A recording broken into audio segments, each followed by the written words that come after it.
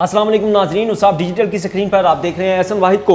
पाकिस्तान में जुलाई का पहला हफ्ता जो है वो बड़ी अहमियत इख्तियार कर गया है, क्योंकि कुछ हल्के कह रहे हैं हुकूमत जो है वो जुलाई के पहले हफ्ते में चली जाएगी। अब जुलाई के पहले हफ्ते में हुकूमत क्यों चली जाएगी, इस पर भी बात करेंगे। दूसरी जानिब शहबाज शरीफ साहब जो इस वक्त मौजूदा वज़ीर आज़म पाकिस्तान है, उनकी वज़ारत उज़्मा को 2 महीने हो चुके हैं। उन्होंने एतराफ़ कर लिया है कि उन्होंने पाकिस्तान को बर्बाद कर दिया। इस वक्त पाकिस्तान जो है वो दिवालिया हो चुका है और इतने पैसे भी नहीं है कि हम तेल और गैस खरीद सकें। इस पर भी मजीद बात करेंगे। इसके अलावा शौकत तरीन साहब ने दी रिपोर्ट जो एक नजी टीवी का प्रोग्राम है उसमें बड़ा बयान दिया है मोतबर हलकों के हवाले से कि किस तरह मोतबर हलके जो है उन्हें राजी करते रह गए हैं और कोशिश करते रह गए हैं वो इस गवर्नमेंट की मदद करें ये जो इकॉनमी का क्राइसिस आया हुआ है इससे निकलने के हवाले से। अब ये वही गवर्नमेंट है जो इससे पहले पिछली हुकूमत पर तनकीद करती थी और वही जो मोतबर हलके हैं उन्होंने प्रेस कॉन्फ्रेंस करके कहा था कि जब से ये नई गवर्नमेंट आई है स्टेबिलिटी आ गई है, डॉलर का रेट जो है वो मुस्तहकम हो गया। अब वही हलके जो है शौकत तरीन साहब को बुलाकर कहते हैं कि आप जो है इस गवर्नमेंट की मदद करें IMF के साथ मुआहिदा करवाने के हवाले से।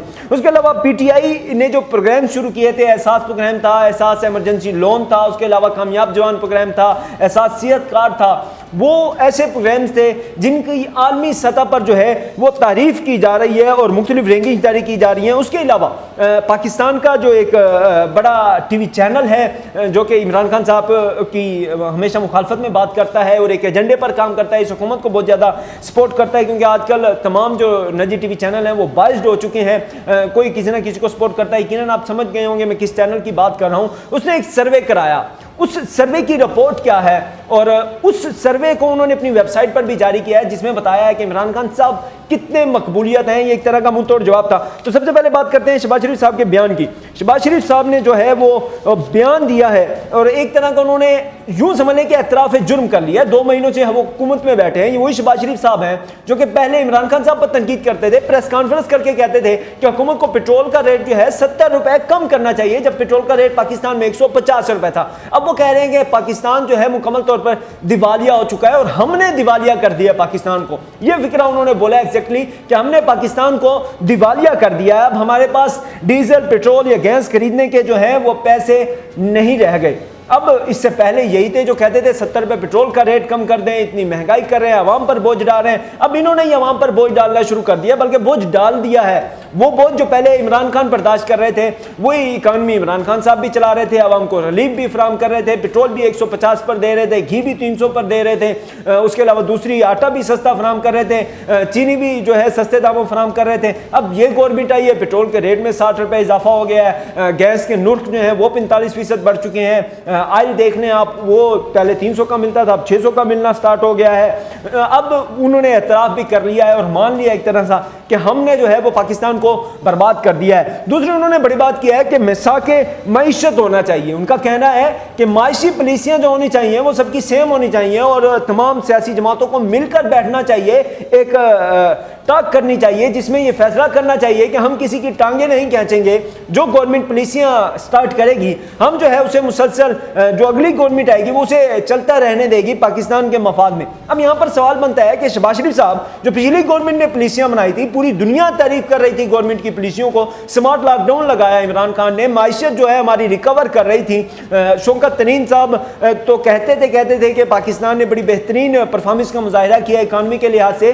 आपके जो इस वक्त लगाए हुए गवर्नर स्टेट बैंक है मुर्तजा सैयद, उनके अपने अल्फाज हैं कि कोविड के बाद पाकिस्तान की इकानमी दुनिया की बेहतरीन इकानमियों में से एक थी और हमारा जो ग्रोथ रेट था वो 6% था। ये वो शख्स है जिसे इस हुकूमत ने अपॉइंट किया है as a governor State Bank. उसके अलावा अगर हम देख लें तो यही हुकूमत है जिसने जितने भी अच्छे काम थे पिछली हुकूमत की उनकी तारीफ की है, उनको एक्नॉलेज किया और फिर उसके बाद उन लोगों को जो है वो ओहदों से हटा दिया गया। चेयरमैन FBR की तारीफ की कि आपने बड़ा बेहतरीन काम किया, रिकवरी की, फिर जो है उन्हें ओहदे से हटा दिया गया। गवर्नर स्टेट बैंक रजा बाकिर साहब की तारीफ की गई, फिर जो है उन्हें ओहदे से हटा दिया गया। इसके अलावा जो पिछली गवर्नमेंट के बेहतरीन प्रोजेक्ट थे जो कि आप कह लें कामयाब पाकिस्तान प्रोग्राम था, सेहत कार्ड था, कामयाब जवान प्रोग्राम था, एहसास प्रोग्राम था, एहसास कैश इमरजेंसी था जो कोविड के दरमियान दिया गया था। और ये वो एहसास कैश इमरजेंसी जो प्रोग्राम इमरान खान साहब की हुकूमत ने दिया था इसे आलमी सतह पर ग्लोबली जो है इस इनिशिएटिव को बेहतरीन इनिशिएटिव कहा गया और दुनिया के 4 बेहतरीन जो है इनिशिएटिव में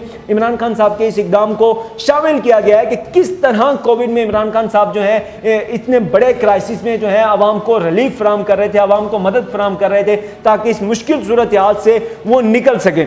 इसकी जो है वो तारीफ आलमी अदारे भी कर रहे हैं। अब इसी अंदर की जो है खबर मैं आपको बता रहा हूँ कि इन तमाम मामलात पर हुकूमत ने एक प्रेजेंटेशन ली, बैठकर उसमें जो है सब जो हमारे अफसरान हैं, गवर्नमेंट के ब्यूरोक्रेट हैं, उन्होंने उनको प्रेजेंटेशन दी, उन्होंने बताया कि किस तरह से ये प्रोग्राम जो है पाकिस्तानी आवाम को फ़ायदा दे रहे हैं और किस हद तक फ़ायदेमंद है। मौजूदा जो गवर्नमेंट है पीडीएम की 16 जमातों की ये जो चूं चूं का मुरब्बा इकट्ठा हुआ है, इन लोगों ने हुकूमत की यानी पिछली हुकूमत इमरान खान साहब के इन तमाम इकदामात की तारीफ की उस मीटिंग के अंदर और कहा कि ये तमाम इकदामात जो हैं बड़े बेहतरीन इकदामात हैं, बड़े अच्छे इनिशिएटिव हैं पिछली गवर्नमेंट की जानिब से, लेकिन फिर उन तमाम इनिशिएटिव को बंद कर दिया गया। इमरान खान साहब की जानिब से जो 12,000 का रिलीफ दिया जा रहा था आवाम को, उसको 2,000 कर दिया और वो 2,000 भी नहीं मिला। आप 78786 पर कॉल करेंगे, आपकी कॉल पीकी नहीं होगी, बल्कि आपके अकाउंट में जितने पैसे होंगे वो मजीद कटते रहेंगे। ये तो हालात हैं और पता नहीं अब किस मुंह से आप बात कर रहे हैं कि मिसाके माइशत होना चाहिए। मिसाके माइशत तो तब होता है जब आप बैरूनी हाथों में ना खेलते, जब आप इमरान खान साहब की गवर्नमेंट के खिलाफ जो है इस्तेमाल ना होते। पूरे पाकिस्तान की जो सियासी जमातें थी बैरूनी हाथ में खेली, सिर्फ एक इमरान खान साहब के खिलाफ जो है वो इकट्ठी हो गई उनको निकालने के लिए। अब जब वो उन्हें निकाल दिया तो अब इनसे मुल्क चल नहीं पा रहा, इनसे माइशत संभल नहीं पा रही, इन्हें समझ नहीं आ रहा आवाम को रिलीफ फराहम कैसे करना है, उल्टा आवाम पर बोझ बढ़ाई जा रहे हैं, जो है महंगाई में दिन ब दिन इजाफा होता जा रहा है। अभी जो बजट आएगा तो उसके बाद जो है ये महंगाई की शरह इस वक्त 13% हो चुकी है। पाकिस्तान की तारीख की बुलंद तरीन सतह है इस वक्त 13%, जो मौजूदा हुकूमत के दौर में महंगाई की सतह। बजट के बाद ये जो महंगाई की सतह है ये 25 से 30% होने का इम्कान है। और ये कोई और नहीं कह रहा बल्कि खुद जो है वजीर खजाना उनके कह रहे हैं, खुद उनकी जो टीम है मौजूदा हुकूमत की वो कह रही है कि महंगाई की जो शरह है उसमें मजीद इजाफा होगा। तो अब ये पाकिस्तान कहाँ जाकर खड़ा होगा, कहाँ नहीं। उसके अलावा शौकत तरीन साहब की ने एक बड़ी बयान की है, दी रिपोर्ट कार्ड प्रोग्राम में वो बैठे थे। वो कहते हैं कि मोतबर जो हल्के हैं उन्होंने मुझे बुलाया, उन्होंने कहा कि आप इस गवर्नमेंट के साथ जो है वो चलें, IMF के पास जाएं, मुआहिदा करें। उस मीटिंग में मिफ्ता इस्माइल भी मौजूद थे, उस मीटिंग में हफीज शेख भी मौजूद थे, उस मीटिंग में रजा बाकिर साहब भी मौजूद थे।